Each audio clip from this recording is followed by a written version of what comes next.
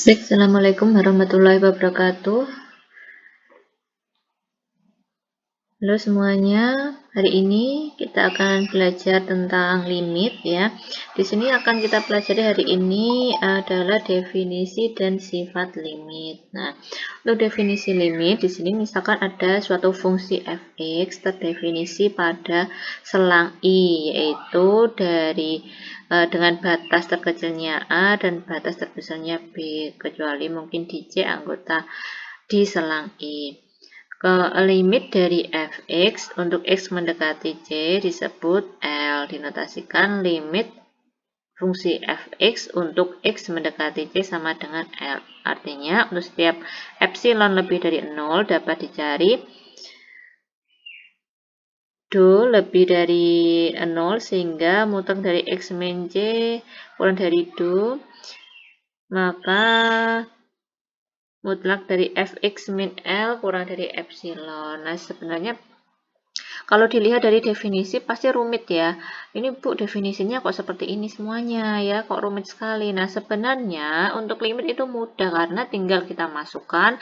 Nanti misalkan ada fungsi fx, kan ada ada variabel x-nya ya. Nah, x-nya itu kita masukkan nilai c. Intinya seperti itu kalau untuk limit ya. Nah, sekarang kita lihat sifat-sifat limit. Misalkan f dan g dua buah fungsi dan k anggota R, berarti f dan g itu fungsi kan. Misalkan fungsi x, berarti fx, gx, berarti ada variabel x di dalamnya.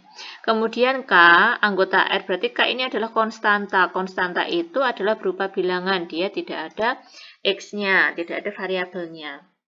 Nah, untuk sifat yang pertama, di sini limit K untuk X mendekati C. Nah, ini K ini kan bilangan konstanta ya, dia tidak ada X-nya. Berarti ini ada nilai X mendekati C, jadi di sini nggak ada pengaruhnya karena di dalam sini tidak ada X-nya. Jadi nilainya tetap yaitu K.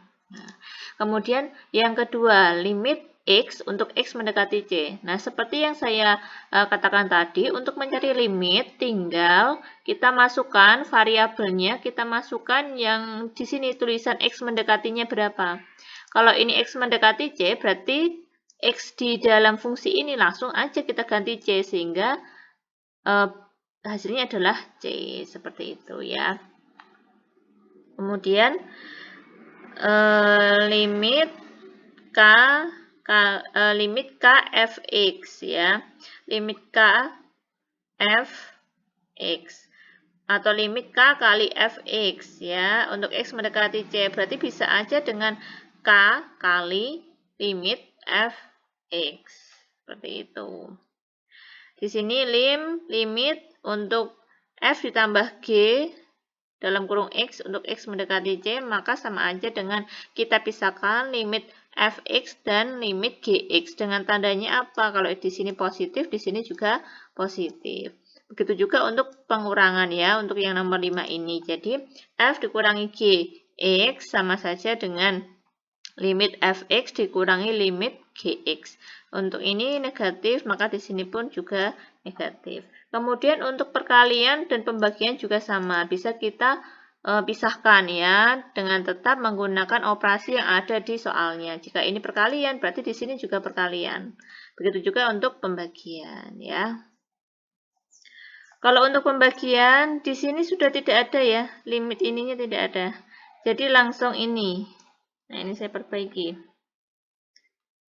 Jadi langsung hasilnya adalah seperti ini. Limit dalam kurung f per gx untuk x mendekati c, berarti kita pisahkan, yaitu limit fx per limit gx. Kemudian untuk yang nomor 8.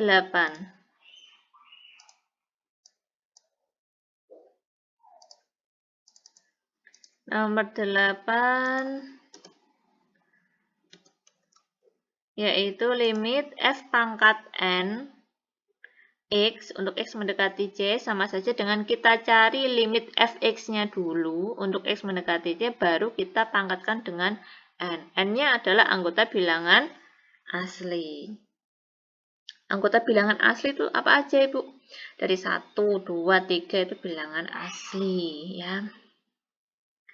Kemudian nomor 9, limit akar fx untuk akarnya pangkat n, x mendekati c. Berarti bisa saja dengan kita cari nilai akar dari limit fx-nya dulu. Hasilnya kita cari limit fx-nya dulu, kemudian baru kita akarkan dengan pangkat n. Kemudian bila px sama dengan polinom, maka limit fx untuk x mendekati c lebih dari sama dengan 0 untuk n genap. Nah, ini maksudnya adalah polinom itu adalah yang pangkatnya banyak ya. Jadi bilangan berpangkat seperti itu. Nah, sekarang kita lihat ke contoh soalnya saja. Ya, kita lihat soal nomor 1. Limit 2x untuk x mendekati 2. Nah, yang perlu kita perhatikan adalah di sini kan x mendekati 2. Ya kan, yang bawah ini. Jadi kita lihat fungsinya. Di sini ada x kan. Jadi x-nya langsung kita ganti dengan 2. Jadi 2 kali 2 yaitu 4. Nah, kemudian untuk limit x kuadrat min 4 per x min 2 sama dengan, nah ini kan kita masukkan 2 kita masukkan di atas menjadi 2 kuadrat min 4, 2 kita masukkan sebagai penyebut menjadi 2 dikurangi 2, maka hasilnya adalah 0 per 0. Nah, di sini perhatikan, jika nanti saat kalian mengerjakan soal limit dan penyebutnya 0, berarti harus ada hal yang kita lakukan ya. Ini tidak bisa. Kalau suatu pecahan di mana penyebutnya 0, kita harus menguraikan fx-nya, menguraikan fungsinya ya. Nah, bagaimana cara menguraikan? Nah, di sini perlu kita lihat. Di sini limit x kuadrat min 4. Limit x kuadrat min 4. Di sini kita uraikan menjadi x plus 2 kali x min 2. Nah, sebenarnya di sini yang perlu kita ingat adalah ada aturan dari bentuk aljabar. Aturan dalam bentuk aljabar yaitu bisa kita tuliskan seperti ini. Jika kita punya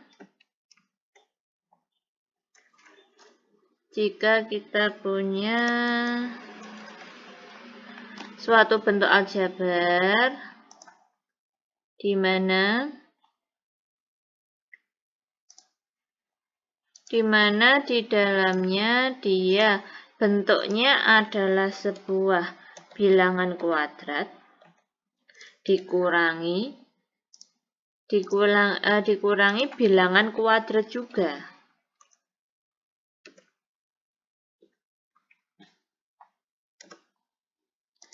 Nah, di sini dikurangi bilangan kuadrat juga, maka hasilnya adalah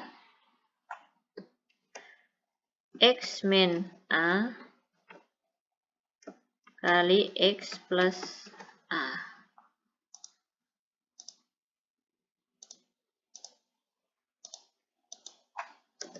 Nah, ini yang perlu kita ingat. Ya, yang perlu kita ingat adalah ini. Jika nanti dalam suatu fungsi, kemudian kita menemukan bahwa x kuadrat dikurangi a kuadrat, atau yang depan adalah bilangan kuadrat, yang belakang adalah bilangan kuadrat, dan dipisahkan oleh tanda kurang. Kurang ya, harus tanda kurang, tidak boleh tanda plus.